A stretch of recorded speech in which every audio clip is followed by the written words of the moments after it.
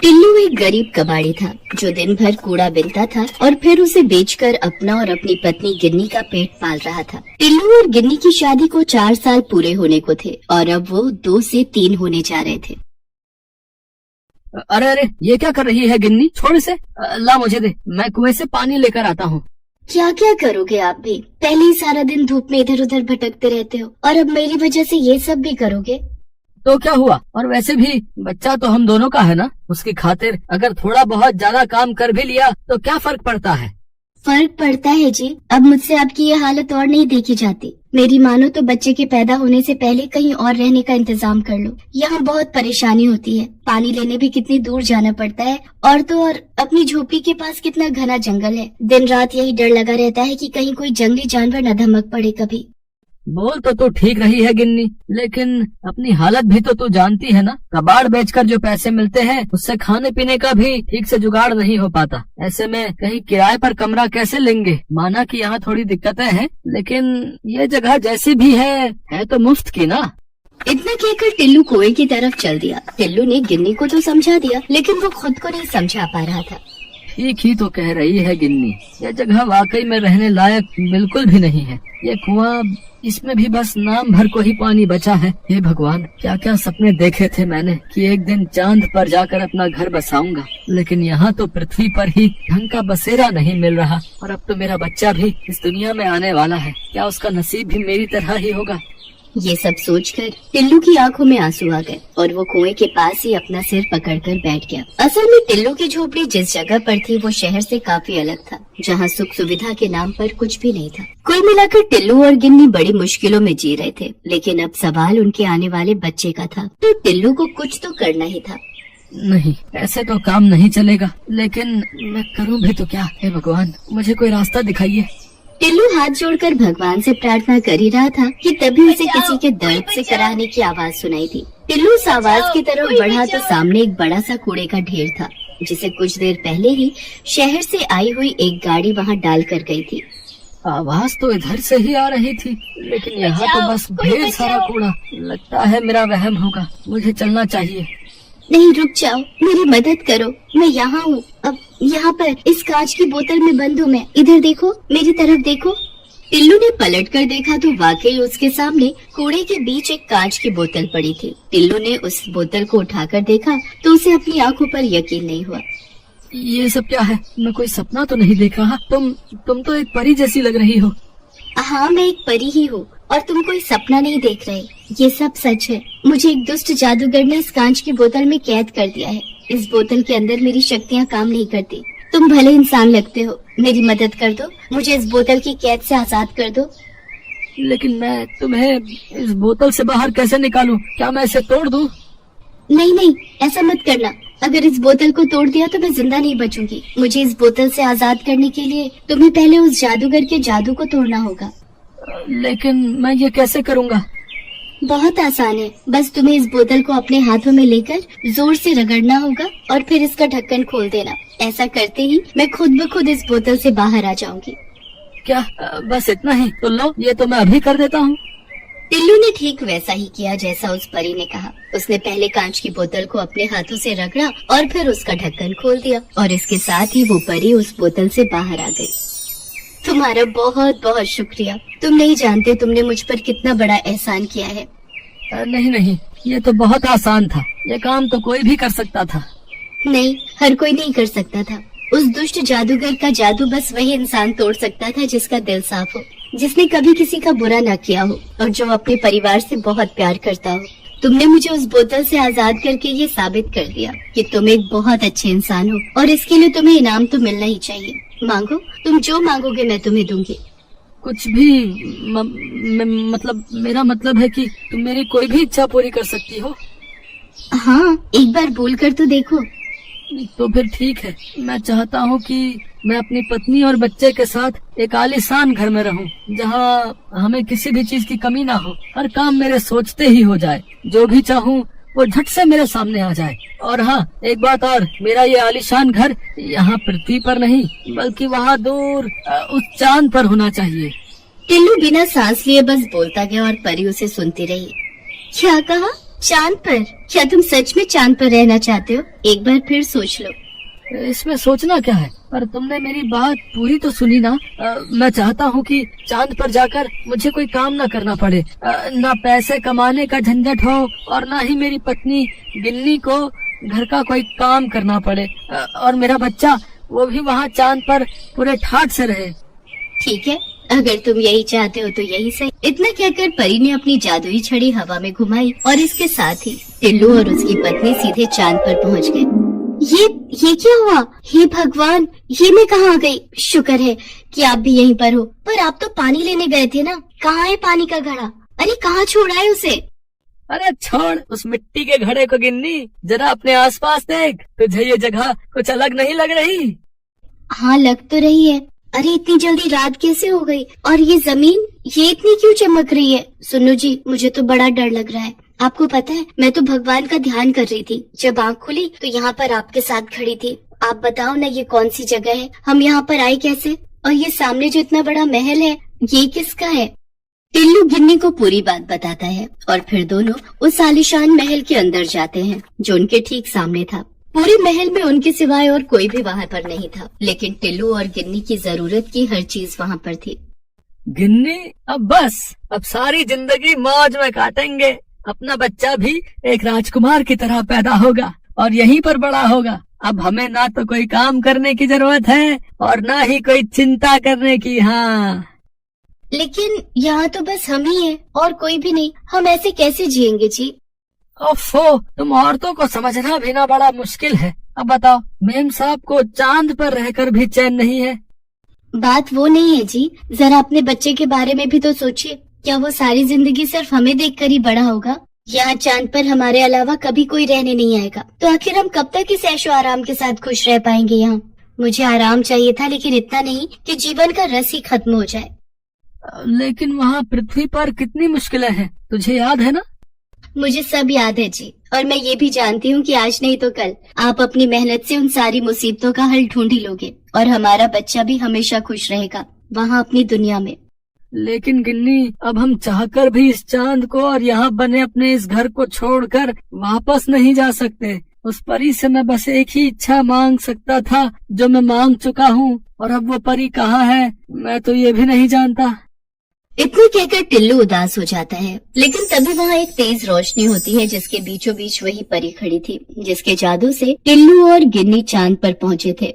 परेशान मत हो टिल्लू, मैं तो पहले ही जानती थी कि तुम्हें चांद की ये दुनिया रास नहीं आएगी, लेकिन तुम्हारी इच्छा को तो मुझे पूरा करना ही था। गिन्नी ने बिल्कुल सही कहा, तुम और तुम्हारा परिवार वहाँ अपनी दुनिया में ही खुश रह सकोगे। तो बोलो, अब तुम क्या चाहते हो? चांद पर बना ये आलीशान महल या पृथ्वी पर बनी वही पुरानी झोपड़ी?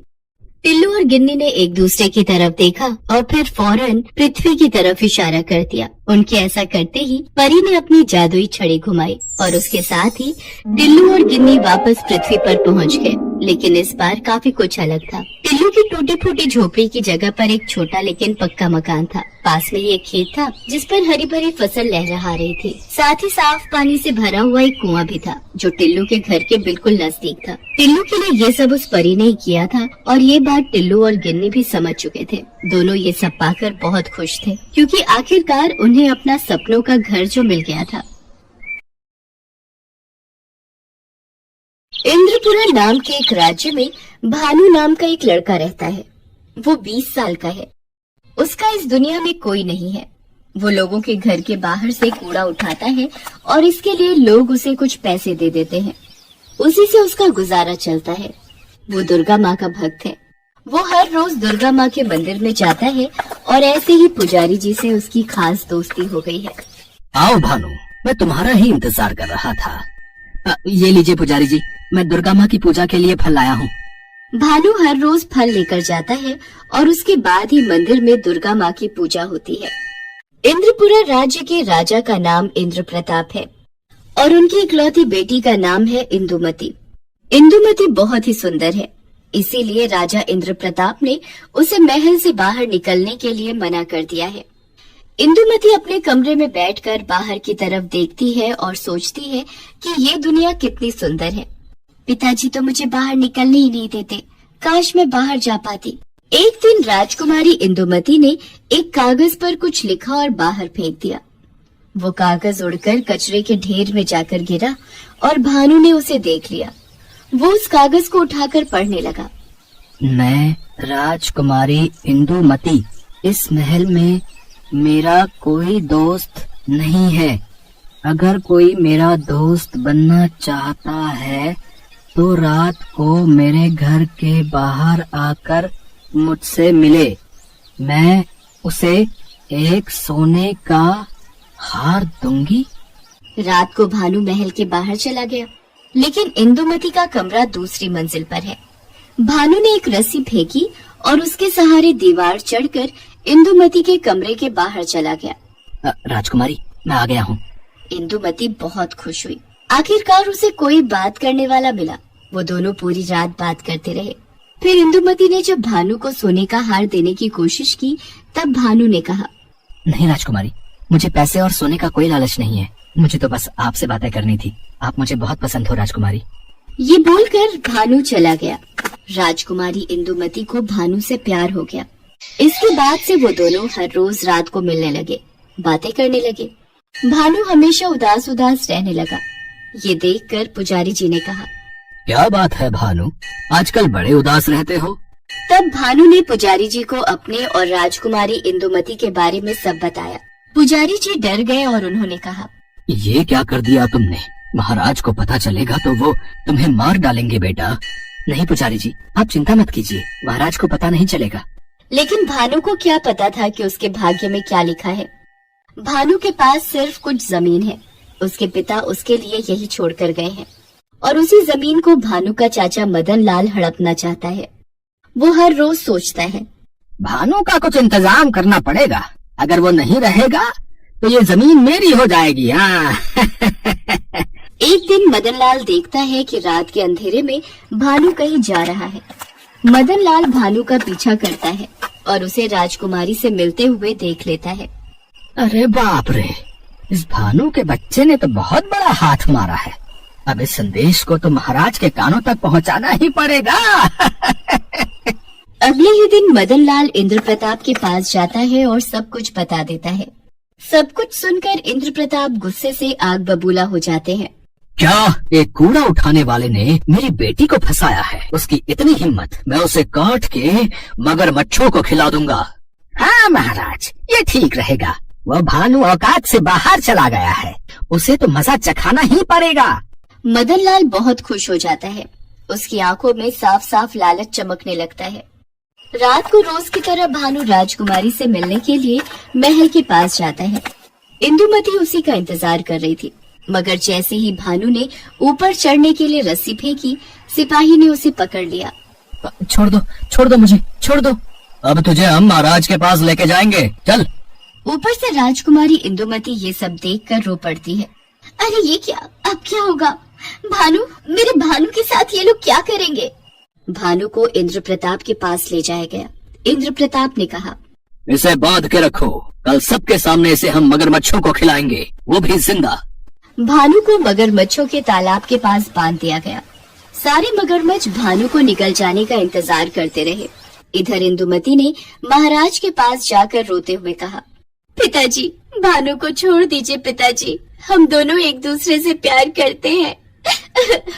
इस बात से इंद्र प्रताप गुस्सा हो गए और इंदुमती को कमरे में बंद कर दिया। इंदुमती कमरे के अंदर रोती रही। इतने में एक दासी ने आकर इंदुमती के कमरे का दरवाजा खोल दिया। ये दासी भानु के गांव से है और भानु को बहुत स्नेह करती है। इंदुमती दौड़ते हुए भानु के पास गई और उसके बंधन खोल दिए और उसके बाद दोनों तुरंत वहां से भाग गए। दोनों भागकर दुर्गा माँ के मंदिर में चले गए। दोनों को देखकर पुजारी जी बहुत डर गए। अरे तुम दोनों यहाँ? महाराज को पता चल गया तो अनर्थ हो जाएगा। पुजारी जी, आप हम दोनों की शादी करवा दीजिए बस। उसके बाद हम यहाँ से भाग जाएंगे। मगर तुम दोनों इस धरती के जिस कोने में भी जाओगे, महाराज किसी न किसी तरीके से तुम्हें ढूंढ ही निकालेंगे। तब क्या होगा?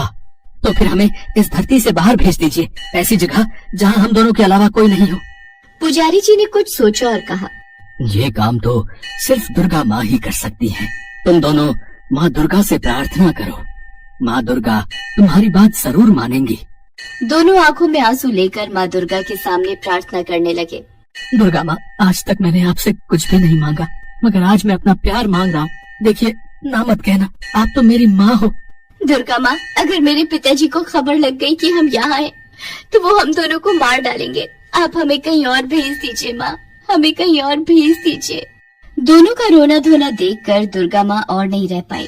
उन्होंने मूर्ति से बाहर निकलकर कहा, मुझे पता है कि तुम दोनों एक दूसरे से प्यार करते हो। तुम्हारा प्यार पवित्र है, इसीलिए मैं तुम दोनों को चांद पर भेज रही हूँ। जाओ, वहाँ आराम से जिंदगी बिताओ। दुर्गा माँ ने अपने हाथों से एक चमत्कारी रोशनी निकाली और उन दोनों के सामने एक चंद्रयान प्रकट हो गया। वो दोनों उस चंद्रयान की मदद से चांद पर पहुँच गए। चांद की मिट्टी पर पैर रखते ही भानुमति ने इंदुमति की मांग में सिंदूर भर दिया। इंदुमति ने भानु के पैर छूकर उसे पति के रूप में स्वीकार कर लिया। इसके बाद दोनों चांद पर एक छोटा सा घर बनाकर रहने लगे। उधर महाराज इंद्र प्रताप को जब पता चला कि दोनों भाग गए हैं और दोनों को भगाने में मंदिर के पुजारी जी का हाथ है, तब वो बहुत गुस्सा हो गए और मंदिर पहुंच गए। दुष्ट पुजारी, मैं तुझे नहीं छोड़ूंगा।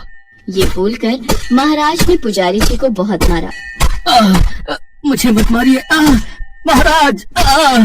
मगर इंद्र प्रताप रुकने वालों में से नहीं है। उन्होंने पुजारी जी को बंदी बना लिया। ये देखकर दुर्गा माँ गुस्सा हो गई और स्वर्गलोक में बैठे हुए उन्होंने कहा, दुष्ट राजा, तुझे तेरे कर्मों की सजा मिलकर रहेगी। अगले ही दिन इंद्रपुरा के दुश्मन राज्य भवानीगढ़ के राजा भवानी सिंह ने अपनी सेना के साथ इंद्रपुरा पर हमला बोल दिया। इंद्र प्रताप ने लड़ाई हार गए और भवानी सिंह ने उन्हें उन्हीं के कमरे में बंदी बनाकर रखा।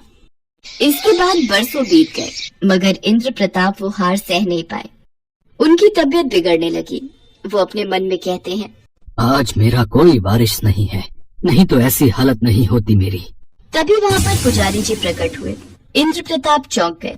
चिंता मत कीजिए महाराज, मेरे ऊपर दुर्गा माँ का आशीर्वाद है।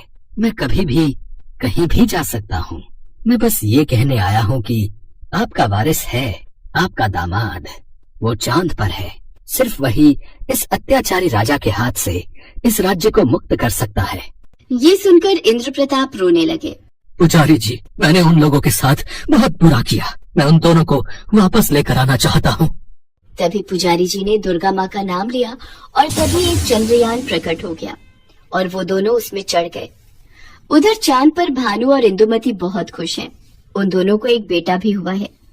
इंदुमति और भानु अपने बेटे के साथ खेल रहे हैं। इतने में वो दोनों उस चंद्रयान की मदद से चांद पर पहुंच गए और उसमें से पुजारी जी और इंद्र प्रताप बाहर आते हैं। अपने पिता को देखकर इंदुमति डर जाती है।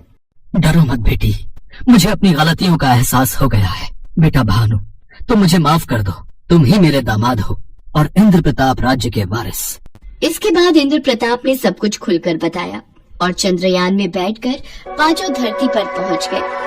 धरती पर पहुंचते ही भानु ने एक परिकल्पना बनाई और रात को अत्याचारी राजा भवानी सिंह को उसके कमरे में घुसकर मार डाला। इसी तरह भानु ने इंद्रपुरा राज्य को अत्याचारी राजा के कैद से मुक्त कर दिया। महाराज इंद्र प्रताप ने भानु को नया राजा बना दिया और राज्य का नाम इंद्रपुरा से बदलकर भानुनगर रखा गया। भानु ने सबसे पहले अपने चाचा को बंदी बनाया और फिर दुर्गा माँ का एक बड़ा सा मंदिर बनाया। वहाँ पुजारी जी पूजा पाठ करने लगे।